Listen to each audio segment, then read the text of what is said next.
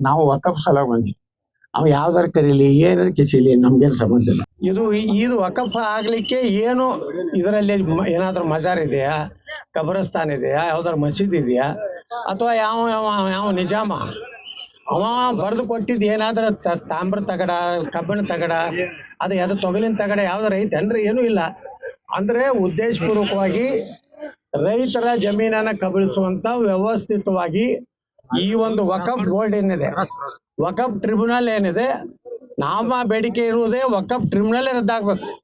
ಯಾವುದೇ ರೈತ ತನ್ನ ಜಮೀನಾಗಲಿ, ಸರ್ಕಾರಿ ಜಮೀನಾಗಲಿ, ಮಠ ಮಂದಿರದಾಗಲಿ, ಅವರು ಅಲ್ಲಿನ ಅಸಿಸ್ಟೆಂಟ್ ಕಮಿಷನರು, DC ಅವರು, ಅಲ್ಲಿ ನ್ಯಾಯಾಲಯಗಳು ಮತ್ತು ಹೈಕೋರ್ಟು, ಸುಪ್ರೀಂ ಕೋರ್ಟಿಗೆ ಹೋಗ್ಬೇಕು ವಿನಃ ಈ ವಕಫ್ ಟ್ರಿಬ್ಯುನಲ್ಗೆ ಹೋಗಬಾರ್ದು ಅನ್ನೋದೇ ನಮ್ಮ ಮೂಲ ಉದ್ದೇಶ. ಈಗಾಗಲೇ ಪ್ರಧಾನಮಂತ್ರಿಗಳು ಈ ವಕಫ್ ತಿದ್ದುಪಡಿಯನ್ನ ತಂದಿದ್ದಾರೆ ಹೋದ ಪಾರ್ಲಿಮೆಂಟ್ನಲ್ಲಿ. ಆದರೆ ಕಾಂಗ್ರೆಸ್ಸು ಮತ್ತು ಅವರೆಲ್ಲ ಮಿತ್ರ ಪಕ್ಷಗಳು ಇದನ್ನು ತೀವ್ರ ವಿರೋಧ ಮಾಡಿದ್ರಿಂದ ಇವತ್ತು ಜಾಯಿಂಟ್ ಪಾರ್ಲಿಮೆಂಟರಿ ಕಮಿಟಿ ಕೊಟ್ಟಿದ್ದಾರೆ. ಅದಕ್ಕೆ ಜಾಯಿಂಟ್ ಪಾರ್ಲಿಮೆಂಟ್ ಕಮಿಟಿಯವರು ಸಹಿತ ಮೊನ್ನೆ ನಮ್ಮ ಏನು ಬಿಜಾಪುರನ ಹೋರಾಟ ಮಾಡಿದ್ದೀವಿ. ಅಲ್ಲಿ ಸುಮಾರು 16,000 ಎಕರೆ ವಕಫ್ ಅಷ್ಟೇ ಅಲ್ಲ, ಇನ್ನೂ ಒಂದು ಬಹಳ ಆತಂಕಕಾರಿ ವಿಷಯ ಹೇಳ್ತೀನಿ ನಾನು. ಏನು 8 2B ವಕಫ್ ಅಂತೇಳಿ ಒಂದು ಕಾಲಮ್ ಮಾಡ್ಯಾರ ಅವರು. ಮುಂದೆ ಭವಿಷ್ಯದಲ್ಲಿ ವಕಫ್ ಆಗುವಂತದ್ದು ಒಂದು ಲಿಸ್ಟ್ ಮಾಡ್ಯಾರ. ಅದು ಒಂದು 5-6 ಸಾವಿರ ಎಕರೆ ಮಾಡಿದ್ದಾರೆ ಬಿಜಾಪುರ ಜಿಲ್ಲೆಯಲ್ಲಿ. ಅಂದ್ರೆ ಎಲ್ಲಾ ಕಡೆ DC ಕಚೇರಿಯಲ್ಲಿ ಮುಂದೆ ಆಗುವಂತದನ್ನು ಒಂದು ಪ್ಲಾನ್ ಮಾಡಿ ಇಟ್ಟಿದ್ದಾರೆ. ಈ ಜಮೀರ್ ಅಹಮದ್ ಖಾನ್ ಏನು ರಾಜ್ಯ ಪ್ರವಾಸ ವಕಫ್ ಅದಾಲತ್ ಮಾಡಿ ಏನು ಪ್ರಾರಂಭ ಮಾಡಿದಾಗ DC ಅವರಿಗೆ, AC ಅವರಿಗೆ, ತಹಸೀಲ್ದಾರ್ಗೆ ಧಮಕಿ ಕೊಟ್ಟು ನನಗೆ ನೇರವಾಗಿ ಮುಖ್ಯಮಂತ್ರಿ ಸಿದ್ದರಾಮಯ್ಯನವರೇ ಆದೇಶ ಮಾಡಿದ್ದಾರೆ, ವಕಫ್ ಆಸ್ತಿ ಒಂದು ಇಂಚನು ನಾವು ಬಿಡುದಿಲ್ಲ, ಅದು ಭಾರತ ಸರ್ಕಾರದ ಆಸ್ತಿ ಅಲ್ಲ, ಯಾರಪ್ಪನ ಆಸ್ತಿ. ಹಂಗಾದ್ರೆ ಯಾವುದೇ ಉತ್ತರ ತೆಗೆದ್ರು ಕರ್ನಾಟಕ ಸರ್ಕಾರ ಅಂತ ಇರ್ತದೆ. ಸರ್ಕಾರ ಮೊದಲ ಮಾಲೀಕ, ಅಲ್ಲಿಂದ ನಾವು ರೈತರ ಹತ್ರ ಇರ್ತದೆ. ಆದ್ರೆ ಜಮೀರ್ ಅಹಮದ್ ಹೇಳುತ್ತಾ ಇರುವುದು ಇದು ಸರ್ಕಾರದಲ್ಲ, ಇದು ನಮ್ಮ ದೇಶದ್ದೇ ಅಲ್ಲ ತಾನೆ. ಅಂದಮೇಲೆ ಇದು ಬಹಳ ಗಂಭೀರ ಪರಿಸ್ಥಿತಿ ನಿರ್ಮಾಣ ಆದ್ಮೇಲೆ ನಮ್ಮ ಜಾಯಿಂಟ್ ಪಾರ್ಲಿಮೆಂಟರಿ ಕಮಿಟಿ ಚೇರ್ಮನ್ ನಮ್ಗೆ ಹೇಳಿದ್ರು, ನೀವು ಅಷ್ಟೇ ಬಿಜಾಪುರದ ಅಷ್ಟೇ ಅಲ್ಲ, ಇಡೀ ಕರ್ನಾಟಕದಲ್ಲಿ ಒಂದು ತಂಡ ಆಗಿ ಅಡ್ಡಾಡಿ ಯಾವ ರೀತಿ ಬಿಜಾಪುರದಲ್ಲಿ ವ್ಯವಸ್ಥಿತವಾಗಿ ಪ್ರತಿಯೊಬ್ಬ ರೈತರನ್ನ ನೀವು ಉತ್ತಾರಿತ ಮಾಡಿ ಸರ್ಕಾರದ ಒಂದು ಜಮೀನು ಆಗಲಿ, ನಮ್ಮಲ್ಲಿ ಪೊಲೀಸ್ ಹೆಡ್ ಕ್ವಾರ್ಟರ್ ವಕಫ್ ಮಾಡಿದ್ದಾರೆ. ಈ ರೀತಿ ಏನೇನದೋ ಅಂತ ಮಾಹಿತಿ ನಮ್ಗೆ ಕೊಡ್ರಿ. ನಿಮ್ಮನ್ನ ವಿಶೇಷವಾಗಿ ದಿಲ್ಲಿ ಕರೆಸಿ ಜಾಯಿಂಟ್ ಪಾರ್ಲಿಮೆಂಟರಿ ಕಮಿಟಿ 31 ಸದಸ್ಯರಿದ್ದಾರೆ.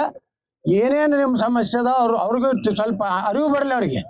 ಕಾಂಗ್ರೆಸ್ನವ್ರಿಗೆ ಏನು ಲಾಲು ಪ್ರಸಾದ್ ಯಾದವ್ ಪಾರ್ಟಿಗೆ, ಮಮತಾ ಬ್ಯಾನರ್ಜಿ ಪಾರ್ಟಿಗೆ, ಸಮಾಜವಾದಿ ಪಾರ್ಟಿಗೆ ಅರ್ಥ ಆಗಲಿ ವಕಫ್ ಎಷ್ಟು ಒಂದು ಖತರ್ನಾಕ್ ಒಂದು ಕಾನೂನು ಇದೆ ಅನ್ನೋಂಥದ್ದು.